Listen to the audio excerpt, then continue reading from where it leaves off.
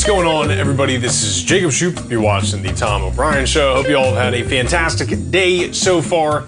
It's a little bit rainy here, a little bit cloudy. Not getting the temperature dump that we were hoping for, but that's all right.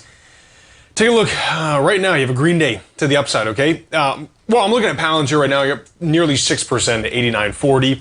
And, not on an insane amount of volume, but we still have about an hour left. Okay, it's not too bad. The SPY itself trading off up about 1.32%, like Pavlov now over the past few sessions. You have the SPY trading up 1.32% at 584.58, with the composite up about 1.66% at 18,588. Dow Jones Industrial trading up about 1.41% at 43,121, with the Russell futures up about 1.04% at 2,104. You get that dollar getting even weaker. You had Basil filling in for Tommy today. He was joined by Teddy Keckstat. Teddy, of course, has the Tiger Forex Report newsletter on TFNN. Strongly recommend checking out that segment that they had. He goes a little bit into the implications of the dollar moving lower right now. You're off about 1.27%. Crude oil off about 2.71% at 66.38. Let's see what else we got cracking. Yeah, the gold contract still moving higher. Okay, you're 0.32% at 2,929. You had a little bit of a sell-off, but right back reversing up to the highs. That is a 2,974. Copper roaring today, up 5.59%, with silver roaring as well, up 2.73. Let's see what else we got going on. I'm curious if the banks recovered from yesterday. Not really. You're not going lower, but you're staying right in that area. I wonder if the tariffs have something to do with that.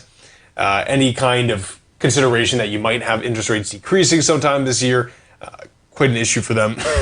Tesla's up 2.21%. Excuse me. This is on not a lot of volume either. Very, very still bearish on Tesla. I've been seeing a lot of this stuff with discussing the robots, okay? And it seems like what the market is talking about now, and really the companies themselves, you got a few ways this can go. The two major ones are going to be in robotics and in IoT. In quantum. That seems what a lot of these big companies, and I'm talking really like Magnificent 70, you have Amazon coming out with their new quantum chip, of course. Microsoft is talking about that very heavily. You have Apple talking about getting into robotics. You have Tesla talking about getting into Optimus. I don't. For some reason, for me, and I love, sci-fi tech, right? If we could have a bunch of robots working everywhere, and we could be freed up to do different things as humans, I think that'd be very neat. I don't necessarily see what the sale point is for the common person with buying these. Do things around the house, okay? What are the price points of these things? Are they going to be effective in doing it? What's the time to them being effective? I'm just dubious on the whole situation. It seems like another thing to kind of float their equity prices. You have Tesla. And that really was what Tesla was trying to do with that, right? And you had bad numbers in their last quarterly. And they say, hey, don't worry though, by 2030, we're gonna have 10 trillion in revenue from Optimus. I don't know. You want to talk about automating certain processes in the economy. We've been doing that for a while. Of course, Amazon's looking to automate their warehouses. You have Rockwell Automation, old school player, up 2.42%. Man, wow. Oh, that just gave everything back. That maybe warrants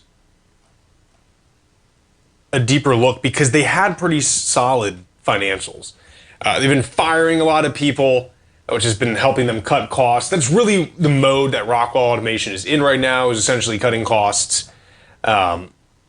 They purchased something in 2023 called Otto, O-T-T-O. And this guy basically lifts pallets in, give me a second, let's see if I can pull this up. Pallets in factories or warehouses, rather. Auto Motors. Check this out. if this is something interesting to you. The thing can lift quite a bit. And I do believe that automation of warehouses, automation of factories has already been going on for quite a while.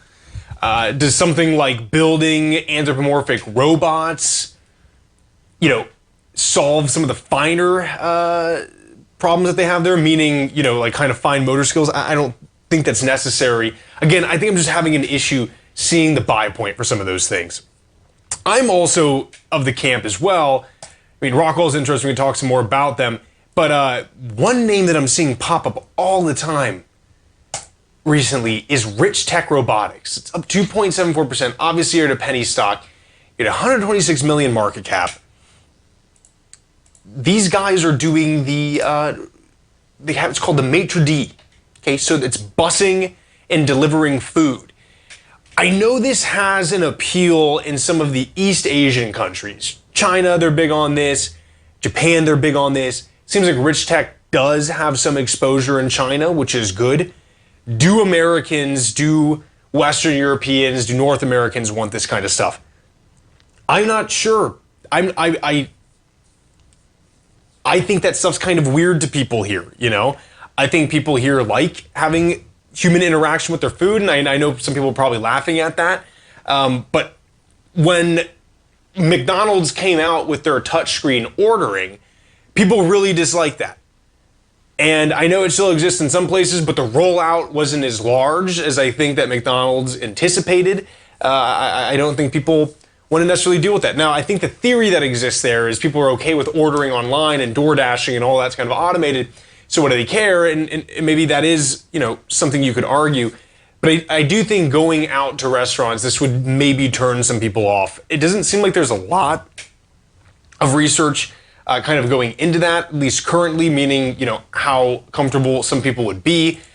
You do have a paper, like an article from SoftBank that says there is a larger scale adoption in restaurants. It seems somewhere interesting. Of course, primary concern is going to be like CapEx and operation expense.